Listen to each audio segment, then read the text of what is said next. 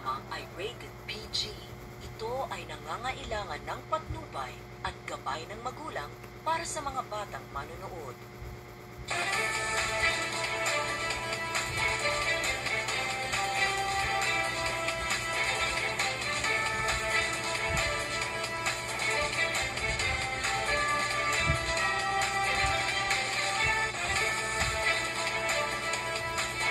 Magandang gabi, Luzon, Visayas at Mindanao. Narito na ang nagkakaisa at pinakamalawak na pambabalita.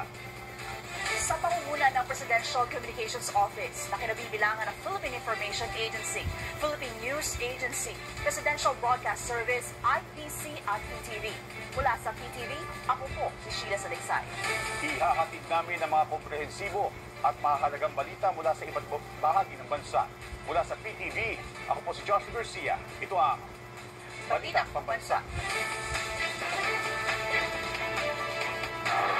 Ngayong gabi sa Balitang Pambansa, kasunod ng serye ng mga bagyo, Pangulong Ferdinand R. Marcos Jr. nanawagan sa mga ahensya ng pamahalaan na simplihan ang selebrasyon ng Pasko.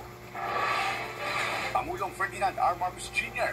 personal na namahagi ng tulong sa mga nasalanta ng bagyo sa Catanduanes. Tuloy-tuloy na ayuda hanggang sa tuluyang pagbangon ng bawat apektadong pamilya, tiniyak. Patuloy na suporta ng Estados Unidos sa Pilipinas, tiniyak ni US President-elect Donald Trump sa ginawang pakikipag-usap sa telepono kay Pangulong Ferdinand R. Marcos Jr. Dating unang ginang Imelda Marcos, kinumusta ni Trump.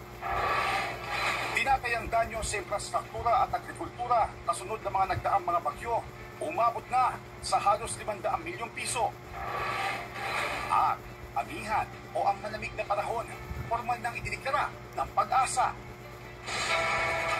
Una po sa ating mga balita, hinimok ni Pangulong Ferdinand R. Marcos Jr. ang mga opisyal at kawani ng gobyerno na gawing simple ang mga Christmas party at selebrasyon ng Kapaskuhan.